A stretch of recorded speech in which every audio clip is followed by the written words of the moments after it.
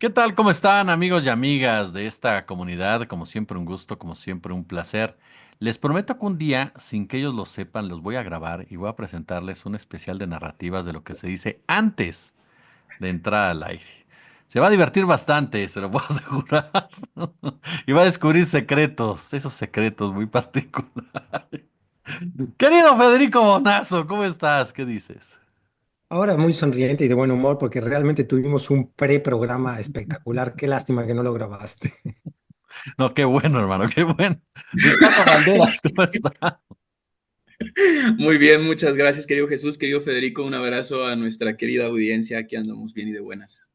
Oigan, pues a ver, el tema que se ha venido generando en los últimos días, surge una noticia, vamos a llamarlo como tal, surge una noticia producto principalmente de Latinos, de Carlos Loret de Mola, en donde denuncia que la senadora Andrea Chávez está haciendo mal uso de recursos, particularmente actos de campañas anticipadas, a raíz de un número de ambulancias que son llevadas a diversas ciudades de Chihuahua con la imagen de la senadora.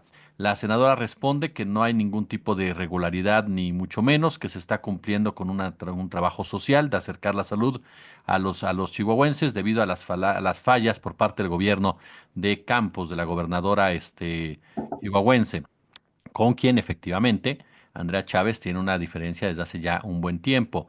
Animal Político da a conocer información relacionada que efectivamente muchas cuentas de Facebook, así como también de Twitter, fueron pagadas para lanzar esta campaña en contra de Andrea Chávez. Sin embargo, el tema continúa creciendo a punto tal de que continúan saliendo documentos y señalamientos.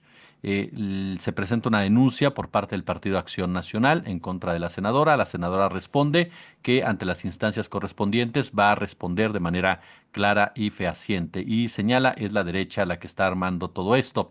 Sin embargo, en las últimas horas, José Monero Hernández, mi querido Pepe Monero Hernández, lanza un tuit en claro y contundente en ese sentido, cuestionando precisamente el gasto que presuntamente ha realizado Andrea Chávez en su promoción. Ya el Monero Hernández, que no es ningún personaje de derecha, ni mucho menos está involucrado con intereses de derecha, lanza este cuestionamiento, lo que nos lleva a un tema que se ha comenzado ya a volver más común, es decir, las discusiones al interior de la izquierda. ¿Qué está pasando con la izquierda?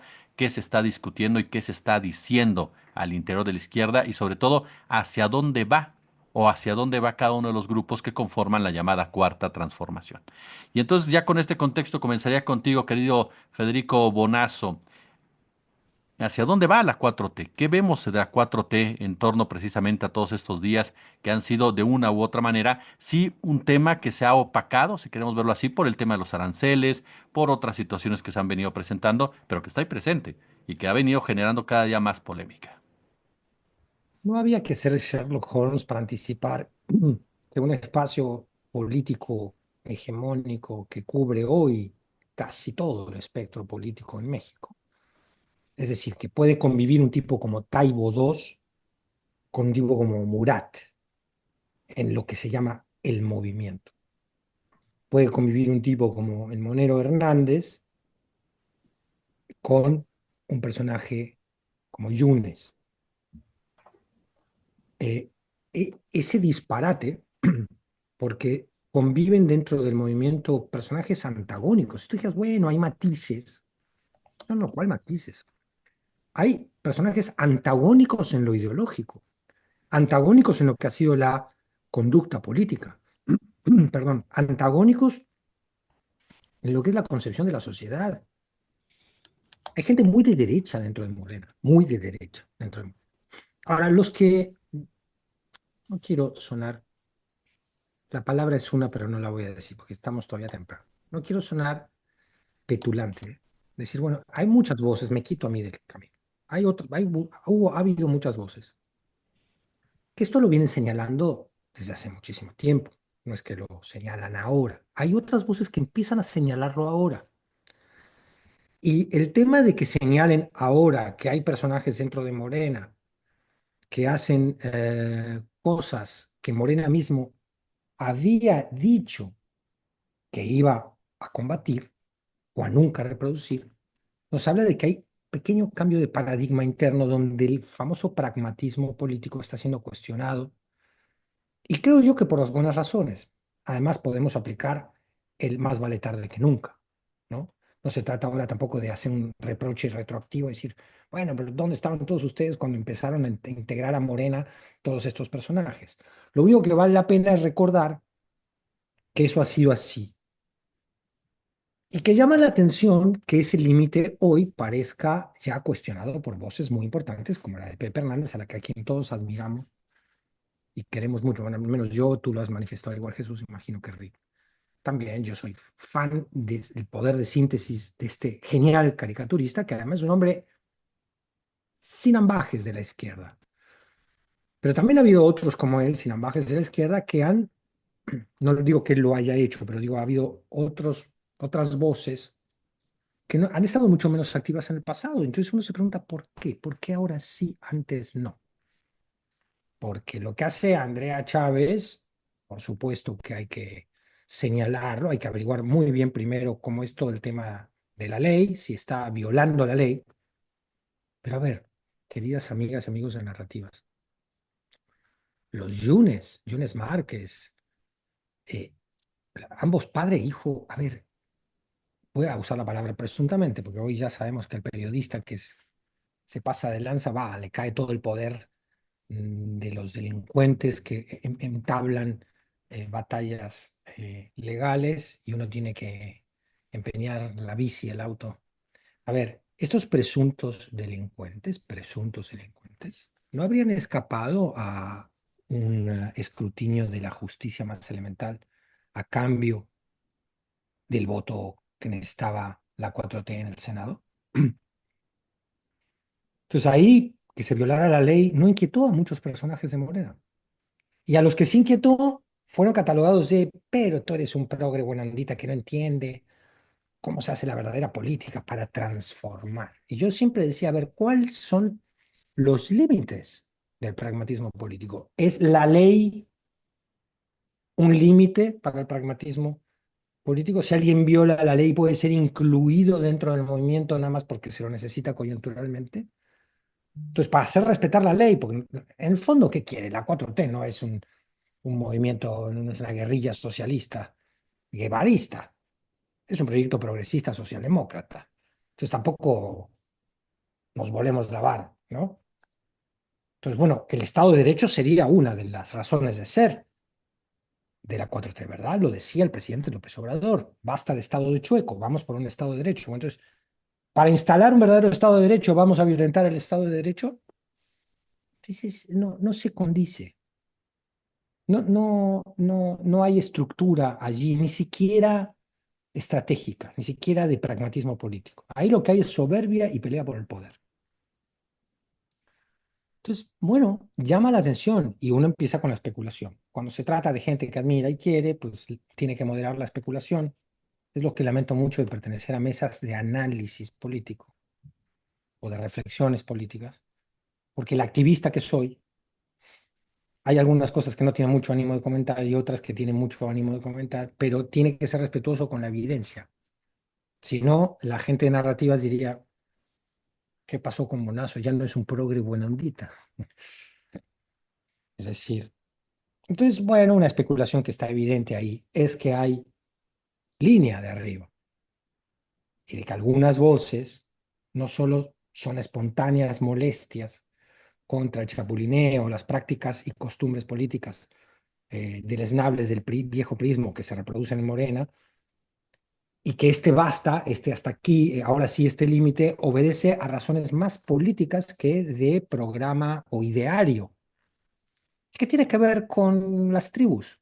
Esas tribus que están prohibidas en el papel, en Morena, pero no van a poder evitarse en la política real.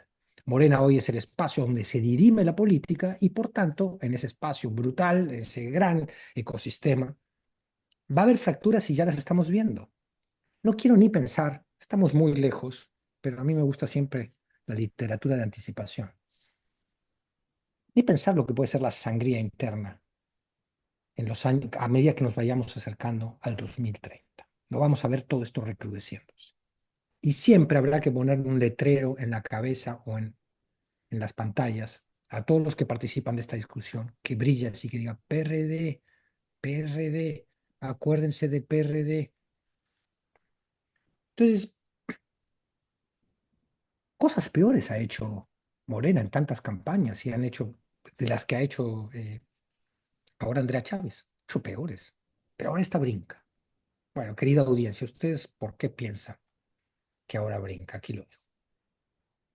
Pues, ¿cuál es tu opinión en ese sentido, Rick? Algo que ha denunciado también la senadora es, viene esta cargada, ¿por qué? Porque, bueno, estamos avanzando rumbo a las elecciones del gobierno de Chihuahua.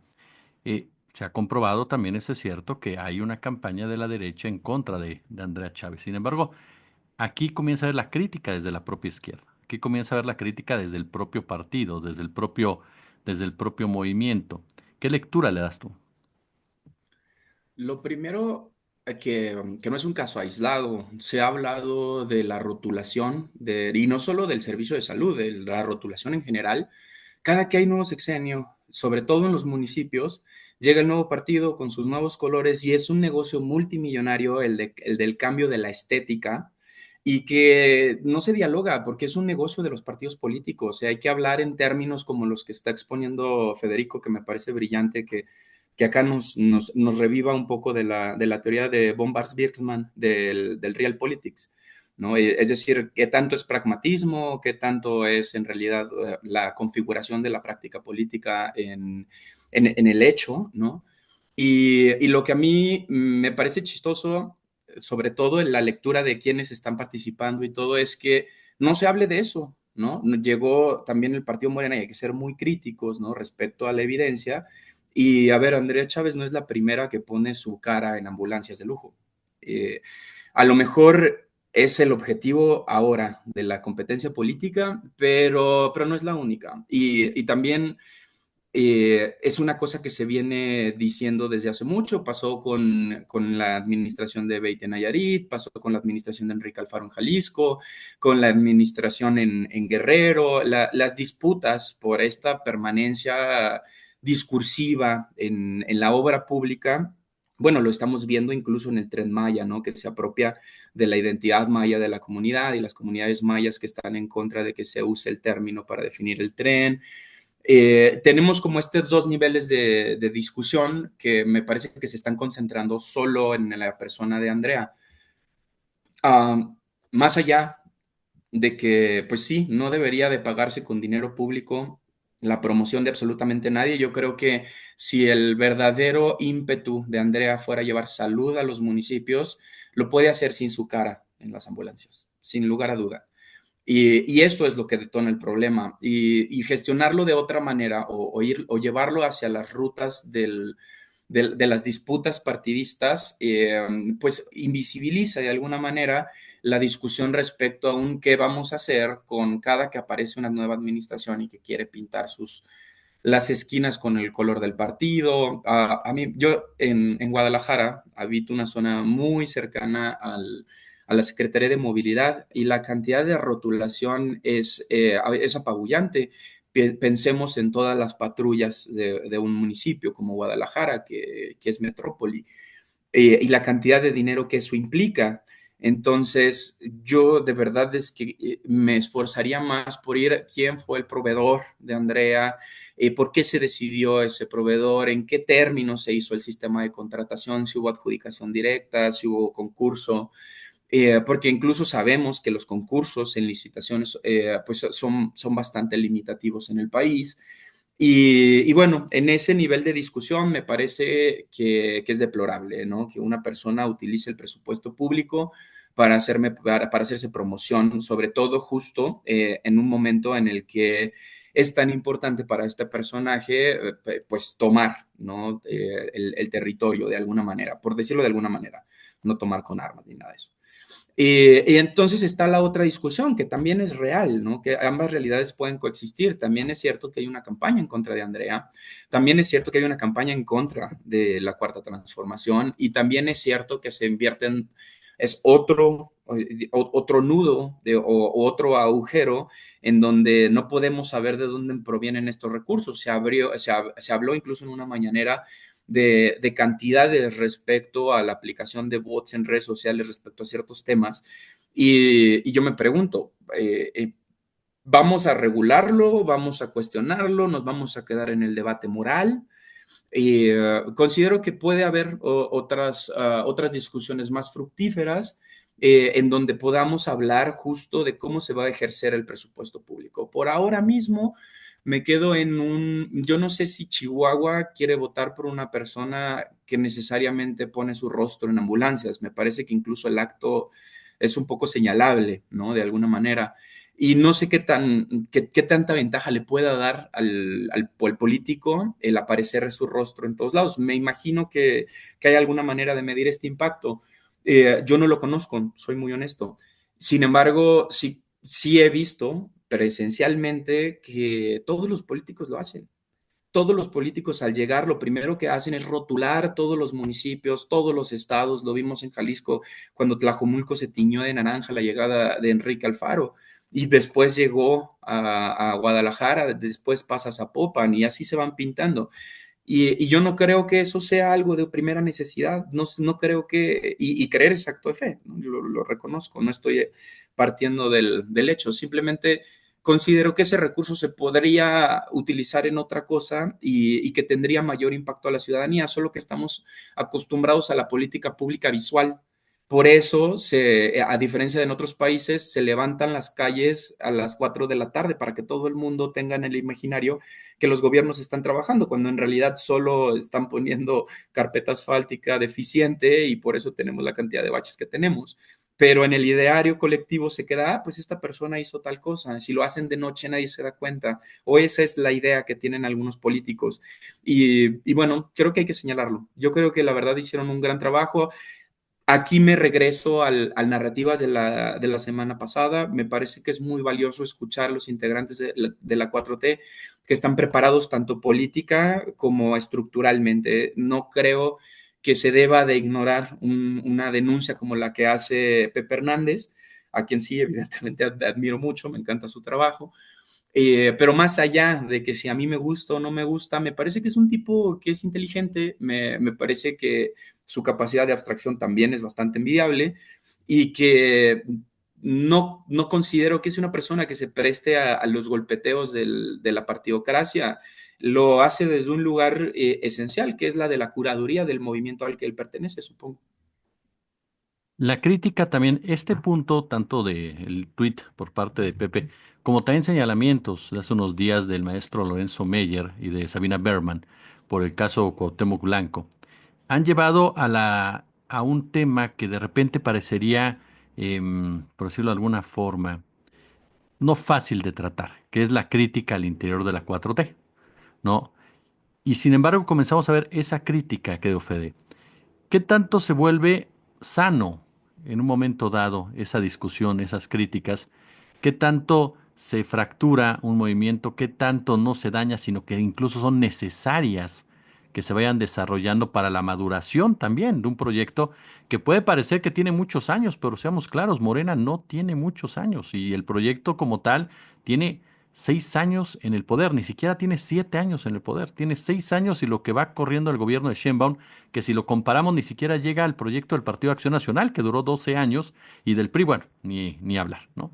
Entonces, ¿qué tanto también ayuda a este tipo de discusiones? ¿Qué tanto ayuda a que se alcen voces que no son cualquiera? Porque Meyer no es cualquiera, Hernández no es cualquiera, Sabina Berman no es cualquiera, y de repente digan, a ver, yo no estoy de acuerdo con esto, y lancen críticas duras, o sea, y críticas directas.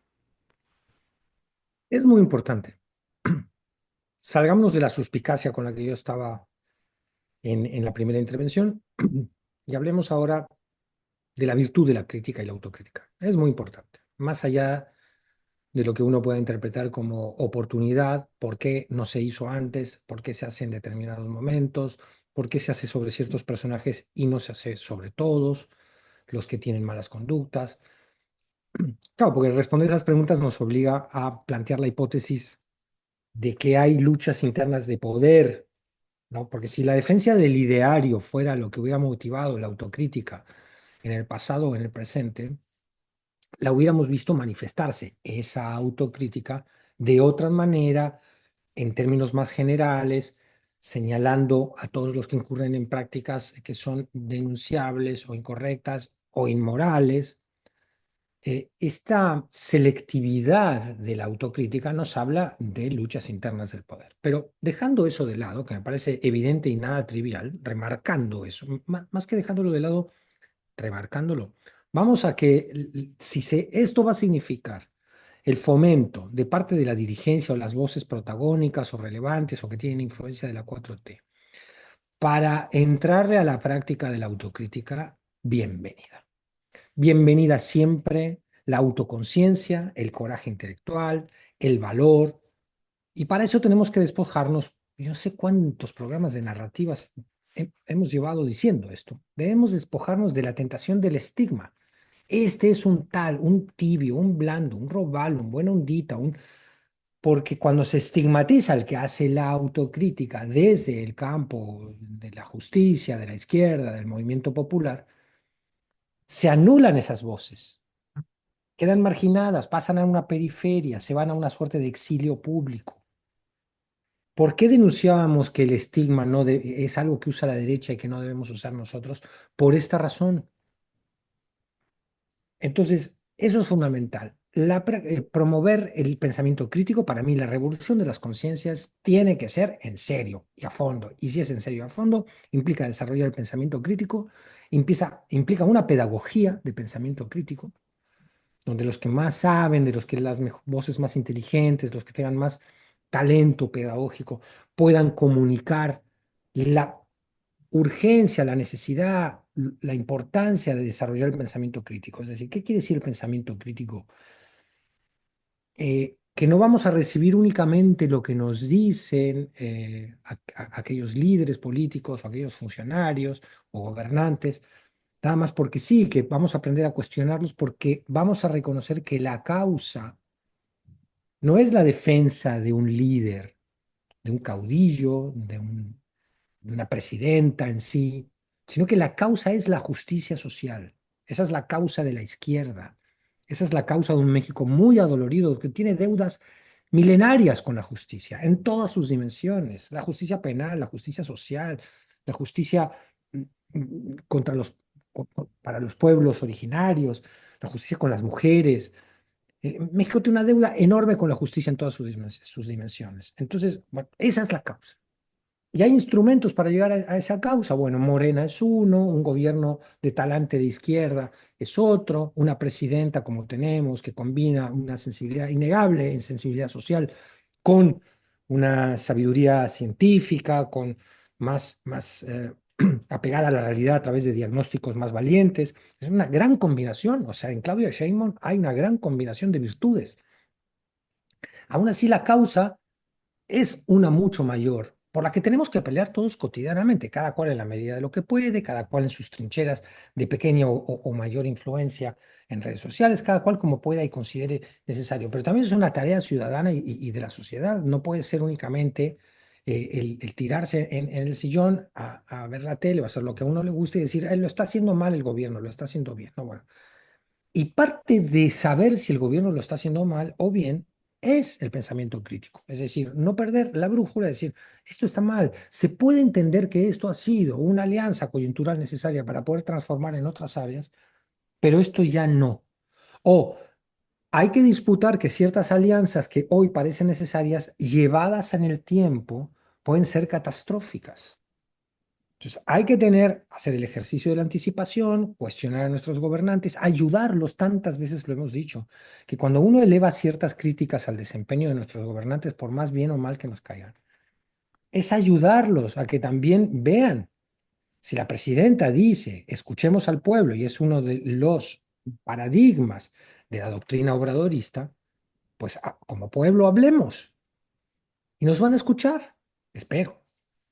Eso es muy importante. Entonces, llega un momento en que este pragmatismo político que nace, perdón si me extendí, lo menciono y si quieres lo desarrollo en otra intervención, pero nace de un lógico reflejo de defensa que tiene el obradorismo, que fue atacado con campañas inmundas, fraudes electorales, intentos de desafuero, peligros para México, estigmas de Mesías tropical, todo el clasismo, la bronca, el miedo que le daba a la derecha y a las élites de este país de que llegara un tipo como López Obrador al poder.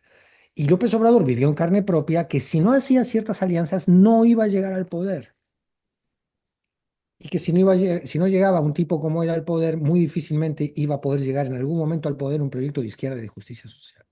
Entonces, en determinado momento el obradorismo nace, surge, trae en su ADN la necesidad de tender alianzas, de integrar un movimiento muy amplio para poder derrotar a la vieja maquinaria prianista. Ahora, la vieja maquinaria prianista está destrozada, descuartizada, pero ese descuartizamiento empieza a ser nominal si la vieja maquinaria prianista se muda a la estructura de Morena. Porque entonces no solo no se la destrozó nominalmente, pero se readaptó dentro de el cuerpo morenista. Entonces, eso es lo que denuncia y denunciamos muchas gentes tachadas de varias cosas en el pasado reciente. Decir, no, ojo, ojo, eso no, pero no por puristas, ni idealistas, ni robalos, sino porque van a carcomer desde adentro la agenda de la justicia, la agenda del proyecto popular. Esa es la única razón. Si ahora ha cambiado de paradigma Morena y se ha dado cuenta, ha abierto los ojos, que yo dudo de la honestidad, no de algunas voces como la de Pepe, que lo que creo conocer lo suficiente, es un tipo que quiero mucho y sé que lo dice de verdad porque lo cree. Incluso también Pedro Miguel y otros intelectuales de la 4T con los que comulgo muchísimo muchas veces. Otras no, pero muchas veces sí. Creo que además nos une el mismo objetivo de la justicia social. Pero algunas voces que han sido más oportunistas o que festejaban a Yunes, decían el pueblo quiere a Yunes. Hay gente que ponía fotos de Yunes, de gente del pueblo levantando la palabra Yunes. Bueno, si esa gente ha cambiado ahora de perspectiva, ha reconocido que ese camino no solo es inmoral, sino que es pragmáticamente incorrecto, qué bueno. Dejémoslo ahí. Qué bueno. Pongamos ese piso de autocrítica. La derecha va a intentar hacer uso de esto siempre, pero la derecha en México hoy es esto, ¿sí? Entonces ya basta de invocar un fantasma que tiene muy poco peso y atrevámonos a decir lo que está mal dentro de un proyecto que para ser defendido necesita ser analizado y para ser analizado necesita inexorablemente recibir y practicar la autocrítica. Un proyecto que necesita ser analizado y para ser defendido, Ricardo. Si me lo permiten, me gustó mucho esta frase que te aventaste, Bonazo, de nos une el mismo objetivo, porque justo ayer que le estábamos dando vuelta de qué hablar, yo pensé en que quería decir en el programa una frase que es, a mí me gusta pensar en la izquierda como el lugar en donde convergemos todos. Y me parece que es muy adecuado a lo que acabas de decir. Es un lugar en donde nos une el mismo objetivo, que es la justicia social. Entonces, este espacio nos puede ayudar también para reflexionar que hay muchas izquierdas, que hay muchas maneras de ver la justicia social y que siempre y cuando seamos capaces de identificar la legitimidad de una cuestión o con elementos, porque aquí es muy importante tener elementos que nos enseñen y que nos eduquemos para tener una opinión propia. Ahora, ustedes saben, algunas personas no, estoy dando algunos talleres para diferentes universidades y me sorprende que hay muchos y muchas estudiantes que la necesidad de investigar es muy grande y el interés es gigantesco, es a veces hasta inquebrantable, porque por más que digas que hay algunas cosas que no puedes, igual quieren ir hacia allá. Y me parece muy bello. Sin embargo, justo los espacios de formación nos pueden ayudar para tener estos elementos y caer en esta conclusión a la que acaba de llegar Federico, que me parece fantástica. No son el enemigo. Y ahora mismo es más indispensable que nunca que nos pongamos frente a lo que consumimos y nos cuestionemos qué sentimos con la información, si hemos escuchado al menos a alguna contraparte, a qué conclusión podemos llegar solos y solas, es decir, sin ningún elemento de ningún tipo, para entonces tener nuestra propia opinión y compartirla en este espacio en donde cabemos todos, que es la izquierda. Incluso la derecha se cabe en la izquierda, porque la izquierda busca justicia social, como lo acaba de decir Federico. Y entonces es muy bello. No creo en realidad que una persona, una vez que haga una confrontación de la realidad, pongamos como ejemplo el mito salarial, ¿no? Que a mí me encanta hablar de trabajo y de eso empezamos acá a tener una discusión, ¿no? Porque me parece que el trabajo define muchas formas de la realidad de convivencia humana. Y además me ayuda a mí a entender algunas dinámicas. Entonces pensemos en el mito del trabajo. Según el capital, entre más trabajas hay una relación intrínseca. Esa es la palabra que utiliza la derecha capitalista. Intrínseca entre la producción del trabajador y el salario. Cuando vemos el escenario histórico de todos los países, no hay un solo país en donde haya pasado. Los trabajadores y las trabajadoras producen mucho más y los salarios van cayendo. La relación, de hecho, la fórmula es a la inversa. No hay un solo ejemplo de esto. Es un mito total. Y entonces, si tú pones la evidencia frente a una persona, lo que sigue para poder sostener estos discursos falaces serán las descalificaciones, las discusiones ad hominem, en donde será importante invalidar a la persona que lo dice, no lo que dice, porque justo una práctica narrativa de la derecha es arrebatarnos la capacidad de tener una opinión propia.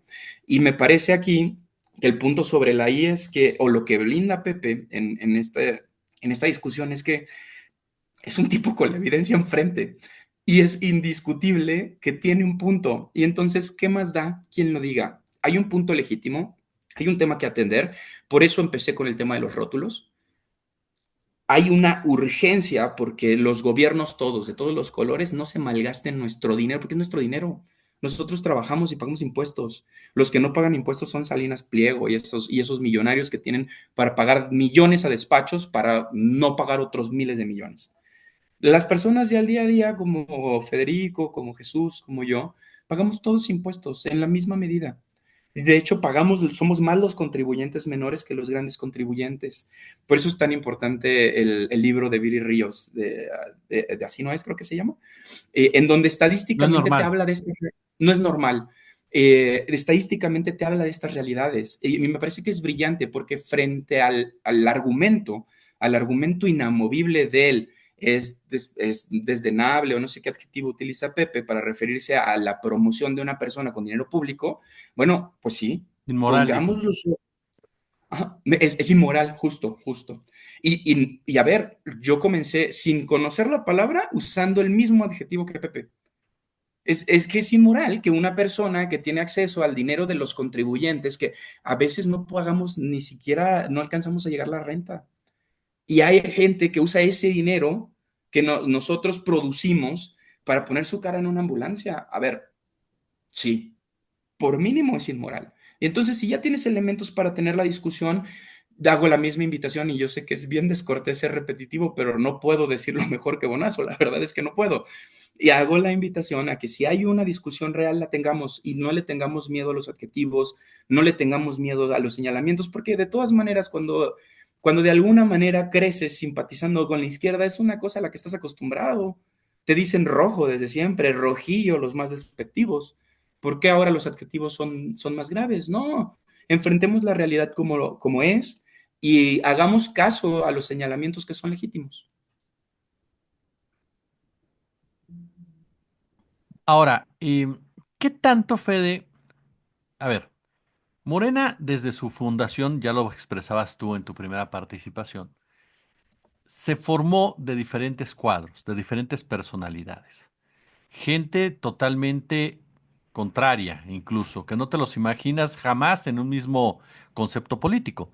Esa es la realidad. Veías incluso Tatiana Cloutier por un lado, Víctor Toledo por el otro, veías a Lili Telles por un lado, veías a Paco Ignacio Taibo por el otro, veías Alfonso Romo, por ejemplo, también ahí, y veías a Claudia Sheinbaum. Es decir, personajes totalmente diferentes, pero aglutinados, seamos claros, a la figura de un hombre, al liderazgo de Andrés Manuel López Obrador, que fue el que logró, digámoslo de esa manera, generar ese tipo de movimiento. ¿Por qué? Porque fue el que llevó al aglutinamiento de distintas fuerzas y de distintos intereses. Ya lo expresabas de cierta manera. Pero Andrés Manuel ya no está. De una u otra manera, él ya no está públicamente, ya no está tomando decisiones, por lo menos con base en lo que sabemos. Y entonces sí dejó una estructura como tal. Y ayer lo platicábamos en nuestro chat. Tienes al partido comandado en este momento por jóvenes de Morena que son herederos de sangre, de apellido, digámosles de formación incluso, de familias importantes al interior de Morena, de líderes importantes al interior de Morena, particularmente Andy López Beltrán y Luisa Alcalde. Tienes la parte pragmática, que también son gente que llegó con Andrés Manuel. Adán Augusto llegó con Andrés Manuel. Adán Augusto, que todavía estaba en el PRI cuando ya existía Morena. A eso hay que mencionarlo también. Combatió a Morena desde el PRI Adán Augusto, de cierta forma.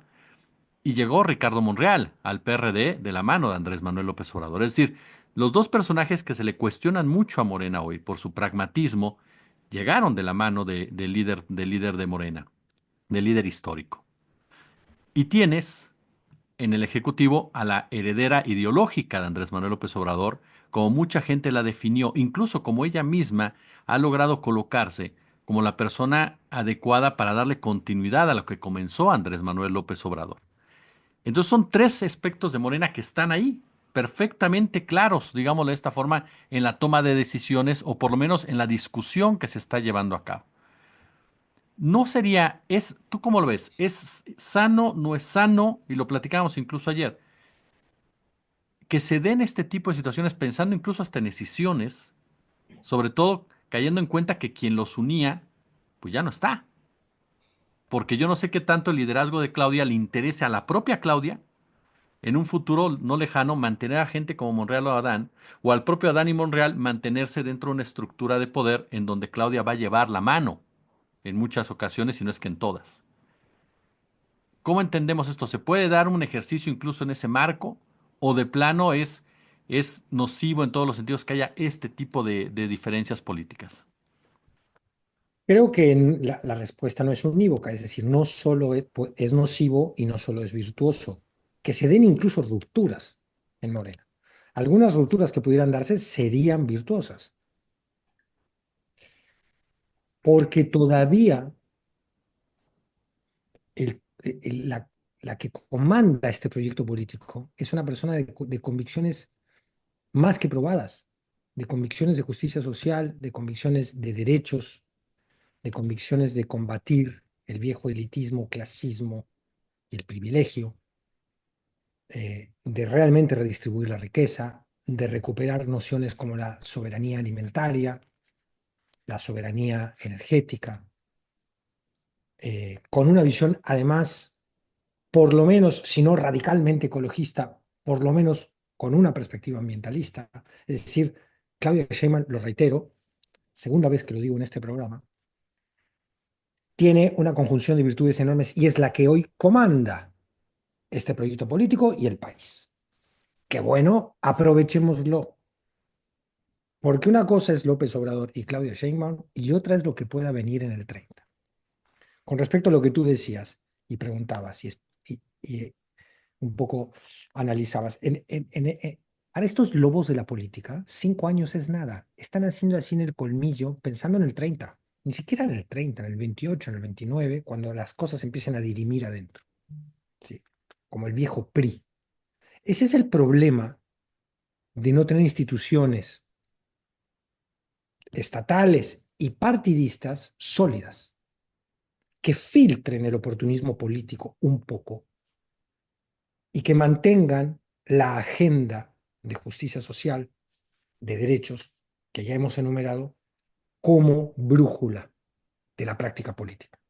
Entonces, claro que va a ocurrir eso. Quiero hacer una reflexión sobre los jóvenes, ahora que tú preguntabas y hablabas de estos nuevos líderes jóvenes que hay. Por favor, no quiero que se malentienda ni que se me saque de contexto lo que voy a decir. Yo siempre hablo de la virtud, de la necesidad de un recambio generacional. Siempre. Porque los viejos practicantes, muchos de ellos machos patriarcales de la política, ya han hecho demasiado daño, cansan, aburren, son insoportables. Y hay que hacer una renovación también donde las mujeres se vuelvan protagonistas. Yo creo que eso un poco lo estamos viendo. Hay que ver qué tanto estos patriarcas lo permiten, porque ahí hay una pugna que va, mientras las ideologías van en paralelo, acá hay una pugna transversal. Hay muchos machos en la izquierda también, muchos machines ofendidos en la izquierda. Vamos a ver qué tanto la política real le permite a las mujeres realmente tener el protagonismo que por el momento habían conquistado, aunque sea de manera nominal, ¿no? Y en algunos hechos y en algunos casos de manera concreta también. Pero la reflexión que quiero hacer sobre los jóvenes es la generación de Claudia Sheinbaum y la de antes de López Obrador traían una formación política eh, muy aparejada a una sensibilidad popular, a una sensibilidad con los marginados, con los desposeídos de siempre. Habían leído a Fanon, habían leído Las Venas Abiertas de América Latina, tenían una estructura más marxista de pensamiento. En fin, una serie de cualidades de formación política y de práctica política y de sensibilidad social que, además, eran hijos del 68, ¿no? Como lo es Claudia. ¿Qué ocurre? Que cuando eso se va perdiendo un poco en la memoria, nuestros jóvenes, esa generación inmediatamente después, la de Luisa María Alcalde, es una generación un poco alejada de esto, tanto formativamente como históricamente. No hablo de ella puntualmente, estoy hablando de su generación, de Andy, de ella, de Andrea Chávez, de estos jóvenes que urgentemente necesitamos que vengan a renovar la política. Pero ¿desde qué sensibilidad la van a renovar? Ese es el problema, porque el neoliberalismo, a pesar de que es combatido en el discurso, ha hecho su trabajo psicológico, se ha insertado en la gente. Cierto amor por el poder y por el dinero son parte de una cultura que esa generación también ha adoptado. Y que por más que protesten discursivamente en contra de eso y adopten el ideario de López Obrador o de Claudia Sheinbaum, lo traen un poco adentro, ¿sí? Hay un nihilismo que tienen estas generaciones. No hablo de la que sigue después, la de Greta, la de Thunberg, ¿no? La activista esta que es más chica, u otros mucho más jóvenes que yo creo que están en otra postura. Hablo de esta generación intermedia entre los chicos de 20, 25 y la generación de Claudio Sheinbaum, los que tienen 40, 45, ¿sí? Entonces, sin generalizar, porque cada vez que se habla de una generación, uno comete la falacia de generalización y se va todo al demonio. Hay gente linda, inteligente, disruptiva en todas las generaciones. Pero hablo de una condición general que cuando la vemos actuar en la política, vemos a Andrea Chávez actuar, vemos a Luisa María Alcalde no responder con la fortaleza que hubiera meritado el caso Cuauhtémoc Blanco, vemos a un montón de diputadas y diputados jóvenes que el poder les hace ojitos, dices, ¿dónde está esa estructura, ese espinazo moral que componía a personajes como López Obrador, a personajes como Evo Morales, a personajes como Néstor Kirchner, a personajes como Petro,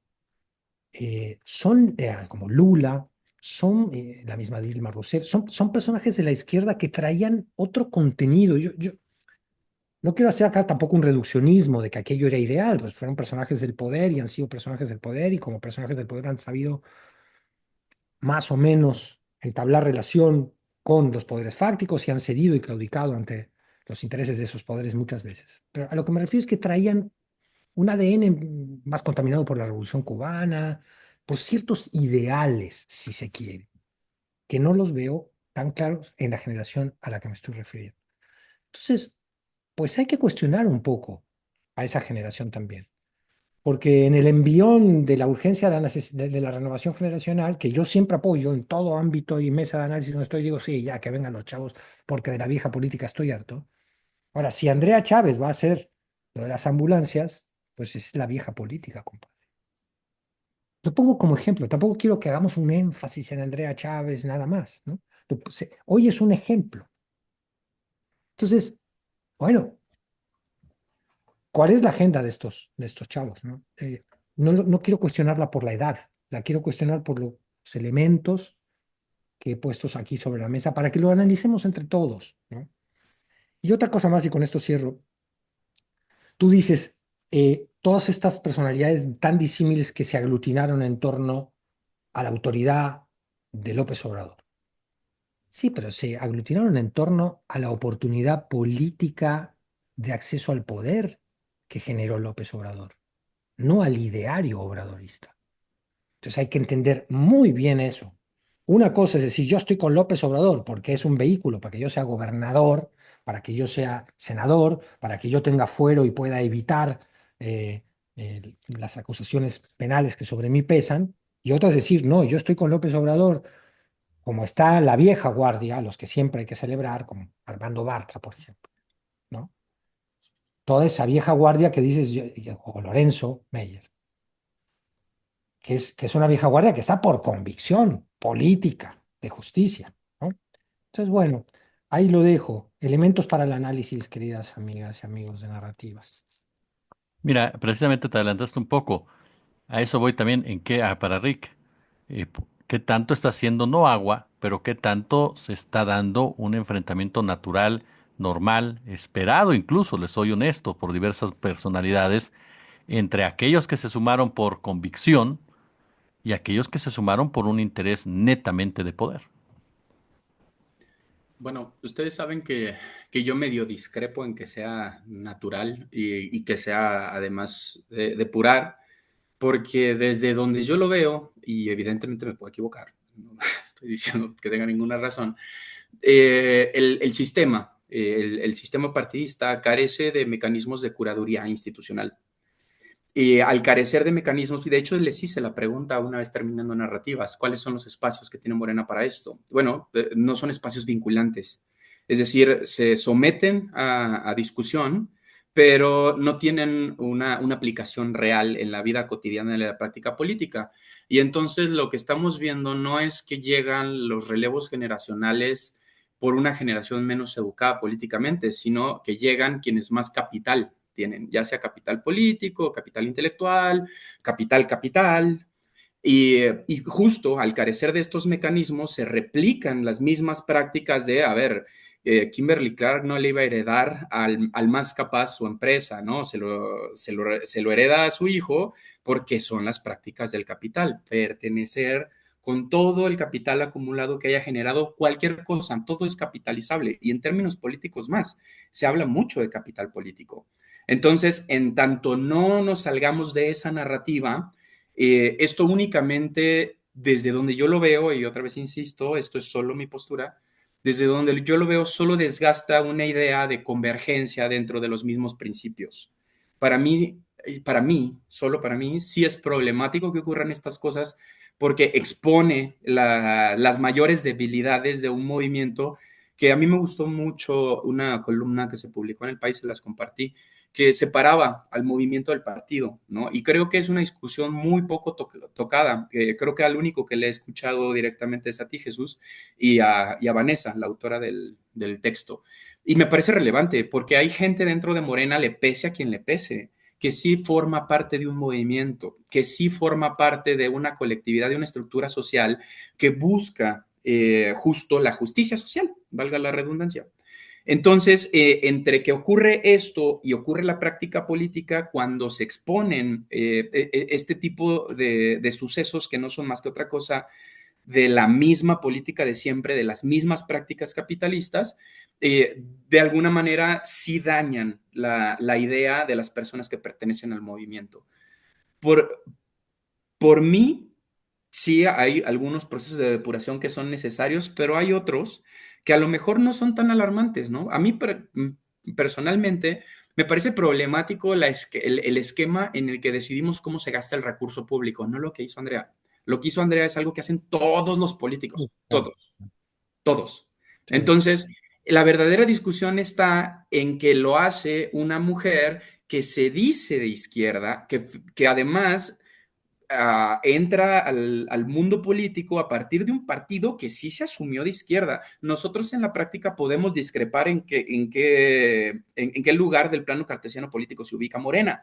Eso es discutible siempre, pero públicamente Morena dice que es de izquierda y quien no cumple con estos principios es Morena. Entonces ya no es una cosa de Andrea. Por eso me parece que Pepe utilizó la palabra más esencial para describir el fenómeno, es inmoral y por ser inmoral no coincide con las personas que me imagino como Pepe forman parte de un movimiento.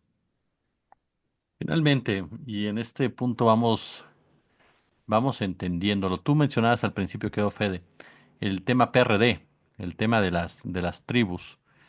Y aquí voy a poner una especulación sobre la mesa. ¿Qué tanto en realidad, o qué tan posible es, o qué tan probable, digámoslo de esta manera, es que un movimiento de este tamaño camine, camine unido en todo momento? Es decir, que camine como está estructurado ahora. ¿Qué tan posible realmente es ya en la práctica política como tal, ya en los antecedentes políticos que existen? ¿Qué tan probable es, sobre todo, porque bien lo dijeron al principio ambos, la oposición ya no existe en este país, en este momento? La oposición, el PAN y el PRI, pueden hacer circo, maroma y teatro y muy poca gente les va a hacer caso. Pero la discusión se da en Morena. Ahí es donde están dando todas las discusiones realmente del poder político. Entonces, ¿qué tanto es probable o qué tanto es una utopía que un movimiento de estas características pueda caminar unido en todo momento hasta las elecciones de 2027, cuando incluso los propios morenistas dicen, nos peleamos por los cargos, a final de cuentas, ¿no? Una de las causas que nos peleamos, lo decía el maestro Bartra, ¿por qué no vamos a pelear? Pues por los cargos, esa es la verdad, por los puestos, por eso surgen los problemas, en realidad, ¿no? Porque mientras ganemos, pues nadie se va a pelear con nadie, esa es la realidad. Mientras Morena siga avanzando, pues ¿quién se va a enojar? Te vas a enojar cuando no te toque algo, cuando tú creas que te toque y no te tocó, ¿no? En un momento dado. Entonces, ¿qué tanto es hasta antinatural pensar que un movimiento tan grande, porque es enorme Morena, viéndolo desde una perspectiva política, puede caminar así? Últimamente ando como escéptico. La gente me lo dice, oye, Fede, ¿qué traes? ¿Qué traes? Es que la realidad no anima mucho a estar muy optimista. Sin embargo, yo siempre apelo al optimismo del corazón. A ver, qué padre sería que de golpe hubiera una vacuna de grandeza política, que entonces pasaras por un proceso de vacunación a todos los líderes de Morena y de golpe Monreal, Adán Augusto, las facciones internas, ¿no? Andy mismo, Luisa María Alcalde, Marcelo Ebrard, Mario Delgado, que tiene sus ambiciones, todos ellos fueran vacunados, inoculados con un, un programa de grandeza personal. Es decir, bueno, aquí yo tengo que dar un paso al costado porque es lo que más le conviene al proyecto de justicia que encarna la 4T. No va a ocurrir. Ese gesto de grandeza no va a ocurrir. Podemos especular si Marcelo Ebrard tuvo un gesto de grandeza o tuvo un gesto de astucia. Cuando dijo yo con esa señora a ningún lado, algunos perdieron una apuesta porque dijeron que se iba al Movimiento Ciudadano y Marcelo Ebrard, que Yo es... gané varias que dije que se quedaba. No más es caso, bonazo. No, ¡pum! Metió reversón y con su permiso, señora presidenta. No sé si vieron la entrevista que dio con López Doria, con el tema de los aranceles. No mencionó a la presidenta nunca. Hasta el mero final dijo, no sé si tenía un micrófono, un audífono que le Un decía, chícharo oye, ahí. menciona el chicharito, oye, no dijiste nada de la presidenta. Pero lo menciono a él por mencionar a los personajes, ¿no? Yo dudo, no veo, no veo cómo se va a producir de aquí al 30 una figura de la fuerza y de la autoridad moral de Claudia Sheinbaum. No la veo. Claudia Sheinbaum es sin duda una magnífica heredera de ese líder histórico que ha sido López Obrador. No veo en este momento un líder de verdadera convicción de izquierda dispuesto a dar ciertas peleas fundamentales para transformar con valentía o lideresa que pueda sustituir a Claudia. Y repito lo que dije antes, a medida que se acerca el 30, vamos a ir atestiguando el desmembramiento de estas columnas que hoy mantienen aparentemente cohesionado al morenismo. ¿Es lo que yo deseo? No. Quizás muchos van a tener la habilidad de reconocer la correlación de fuerzas en ese momento y van a decir, no voy a dar mi pelea ahorita. otros no la van a tener y van a decir es ahora o nunca, y ahí van a venir los problemas. Entonces, la sociedad va a atestiguar otra vez que la clase política, en su mayoría, porque tampoco quiero entrar en una cuestión de generalización, hay políticos y políticas de verdaderas convicciones que realmente están allí también para intentar aportar alguna vez a la sociedad. Los hay, las hay, claro que sí. Lamentablemente no son mayoría, creo. Y eso va a producir que la pelea por el poder va a jalonear internamente este gran gigante que es Moreno. Uno desearía que no, uno ya está con canas. Lamento mucho estas canas que están saliendo en el bigote. Cuando empezó Narrativas, yo era un tipo que tenía el bigote del mismo color del pelo. No, ya tenías canas. Esto es producto de andar analizando la política, todo el tiempo de haber dejado No, la no, no, no, poesía. ya tenías canas. Yo desde que te conozco tenías canas.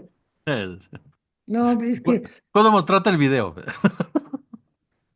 queridas amigas y amigos de Narrativas, qué sé yo, por eso siempre yo apelo a nuestra responsabilidad como ciudadanía.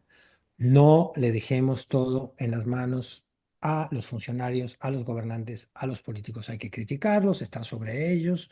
Su función es servir a la sociedad, no servirse del Estado. Y cada vez que veamos que esto se desvía un poquitito, hay que señalarlo. Veremos qué pasa en los siguientes años. Por ahora cierro con la frase que repito siempre. Apoyo total a la presidenta Claudia Sheinbaum. Total en circunstancias muy complicadas como tiene ahora ante la guerra comercial desatada por Donald Trump. No sé qué pasará con Morena, pero en este momento apoyo total a la presidenta Claudia Sheinbaum. Yo, Rick, cerrando nada más y pensando futuro también. Muchos hablo ahorita bien, lo exponía también Fede, y ahorita lo señalabas, el partido, el movimiento. Pero se tienen a los sucesores de Monreal y Augusto para hacer lo que ellos hacen en el Poder Legislativo. Deberíamos de no necesitar sucesores, Pero están deberíamos ahí. de no esperar. Sí, están, es justo la discusión del inicio, la realpolitik. Yo pienso que para eso sirven las escuelas de cuadros. Y si estamos hablando de un movimiento que se cimentó en las escuelas de cuadros, el movimiento de izquierda, porque yo creo que sí hay una vacuna, querido Federico, se llama leer a Galeano. Galeano, una vez que termina sus lecturas, es una buena clase de filtro político. Entiendes gran parte de la crisis, por lo menos en América Latina, y además te ayuda a empatizarla. Amores, me encanta. Ese libro es bellísimo. Y bueno, regresando a la pregunta, las escuelas de cuadros deberían de encargarse de construir personas capaces de gestiones complejas para no tener que justificar que un movimiento que busca la justicia social se alíe con sujetos que su último interés es la justicia social. Creo que en este antagonismo, en la discusión de este antagonismo, podemos construir nuevos. No sé si existen, te soy muy honesto, no sé quién tendría el hígado, ¿no? De Monreal, por ejemplo. Ellos mismos se encargan de construir sus propias escuelas de cuadros, pero al final comparar dos seres humanos es como comparar un elefante con una serpiente. Somos seres totalmente distintos. Yo no me siento capaz de, por ejemplo, suplir el discurso de Bonazo si en algún momento se requiere, porque no soy Bonazo, porque él es un hombre educado, yo no, porque No él las así tampoco. se construyó de otra realidad distinta a la mía, entonces aportaré a las causas que tenemos en común desde mi realidad inmediata, entonces no tiene por qué ser otro Monreal, tiene que ser una persona que cumpla con los intereses colectivos, porque al final del día ese es el espíritu del Estado, buscar el interés colectivo. Y a mí todavía me cuesta mucho trabajo entender que el Estado requiera de agentes muchas veces criminales confesos para poder sostener esto que es el bien común, pues en dónde está lo común, ¿no? Si es necesario este tipo de alianzas. Es complejo, es mucho más complejo de lo que yo lo estoy diciendo, lo reconozco y aquí me gustaría citar a Jean Robert, no esperen que yo tenga las últimas palabras. Pues sí las tuviste porque ya se acabó esto. Federico Bonazo, como siempre, muchas gracias, Fede. No, gracias a ti. Amigas, Amigos de Narrativas, la verdad es que la charla que precedió a este episodio de Narrativas estaba mucho, mucho más divertida. Yo ya estoy asfixiado con la política, oigan, que deberíamos realmente hacer programas de otra cosa. Bueno, o sea, a ver qué nos diga la gente de Narrativas, si quiere que sigamos discutiendo, o hay algún programa que nos podemos ir por otro lado. En Inteligente, algún momento escuché a Elena Poniatowska decir que era duro pero necesario porque el analfabetismo político es muy costoso. sí, es correcto. Ya no te apoyó Rick, ya ves, yo que iba a No, proponer Lo que pues, habláramos siento. de fútbol, pero está bien, está bien. Ya, Ay, no, ya se puso hablamos Valderas de, de difícil, mano, o sea. se me con van a Valderas, ocupar los sábados. no, con Valderas este tema no va a jalar. Bueno, gracias, gracias otra vez por ver Narrativa. Ricky Valderas, aunque no lo creas, sí jala, sí jala. Muchas gracias, querido. Un abrazo, querido Jesús, querido Federico, un abrazo a nuestra encantadora audiencia. Leemos todos y cada uno de sus mensajes. Nos vemos la próxima semana. Ahí lo tiene usted, amigo y amiga de Narrativas. Póngale super chat, póngale super gracias. Yo, como siempre, le agradezco el favor de su atención. Al ratito, César Pineda con Descifrando la Política. Gracias, como siempre, un gusto, como siempre, un placer.